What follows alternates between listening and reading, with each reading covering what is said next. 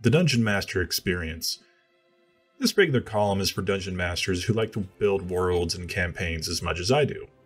Here, I share my experiences as a DM through the lens of Iomandra, my Dungeons & Dragons campaign world.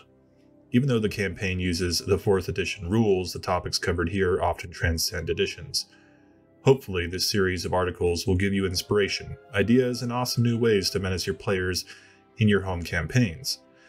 If you're interested in learning more about the world of Iomandra, check out the wiki. Dungeon Master for Life, Chris Perkins. I don't know what it means, but I like it. Monday night.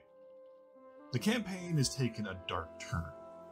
Having just attacked an island base belonging to their hated enemy, Sea King Sinistrago, the adventurers return to their ship with the spoils of victory. Yet upon their return, they find the ship adrift, its crew gone. A thorough exploration suggests that the crew has been abducted. A strange sending stone discovered in the captain's cabin confirms their fears.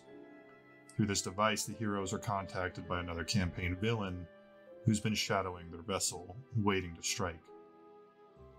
He offers the heroes a trade.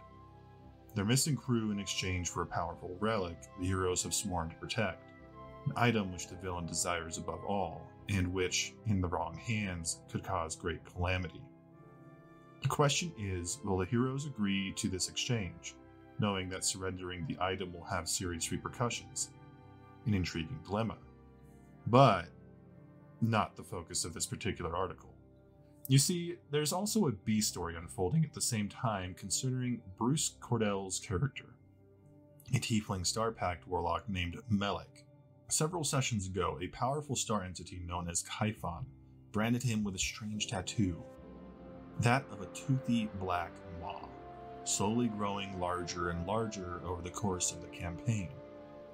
And in this most recent session, Melek received a gift from yet another star entity called Nihil, who imprinted upon Melek's mind a powerful ritual allowing him to summon starspawn serpents, inspired by the Monster Manual 3's Serpents of Nihil, page 186. Bruce doesn't understand why his character is receiving gifts from these star powers, or what he's supposed to do with them. And frankly, neither do I. Which brings us to the true subject of this article. A good campaign, like a good stew, has many ingredients. Some ingredients add flavor to the campaign, others give it texture. Sometimes the ingredients are so subtle as to go unnoticed. And that's fine. Not everything you throw into the campaign is going to make a splash. The players will pick up on some elements while others are quickly forgotten. Campaign building is an art, not a science. It all starts with ideas. I get ideas for my campaigns all the time, and the first question that comes to mind once I get an idea is, how can I fit it into the campaign? The answer is always the same. I just throw it in the pot and see what happens, which brings us to the title of this article. I don't know what it means, but I like it. Whenever I get a cool idea that I think is worth exploring in my campaign, I throw it into the mix, provided I can think of at least one character in the party whose story arc would benefit from its inclusion. By benefit, I don't mean to suggest that the characters necessarily become more powerful as a result. The ultimate goal is to add stuff to the campaign that makes the characters and their situations more interesting and fun to play. It's also a way to give your campaign extra layers or depth. Let's consider Melek's situation. Many months ago, I had an idea based on the fairly common experience of someone waking up one morning to discover he or she had a tattoo, but not the memory of how it got there. If that hasn't happened to you personally, it's probably happened to someone you know. Just ask Elias from Curse of the Azure Bonds. This was an idea I wanted to include in my game. At the time, Bruce's character was being overshadowed by the story arcs of other characters, and I wanted to give Bruce something to sink his teeth into while waiting for some of these other arcs to play out. So without a lot of forethought, I gave Melek a magical tattoo that appeared out of nowhere. Here's the actual tattoo written up as a magic item. Tattoo of the Horizon Star. The mark of Kaifon, the Horizon Star, resembles a toothy maw that widens and grows as the wearer draws close to his doom. Level 20, 125,000 gold pieces. Wondrous item. Requirement: you must have the Fate of the Void Pact boon. Property: When you spend an action point to take an extra action, all enemies in a close burst, 5 centered on you, take 10 radiant damage and are blinded until the end of your next turn. Curse. When you fail a death save, you take damage equal to your level.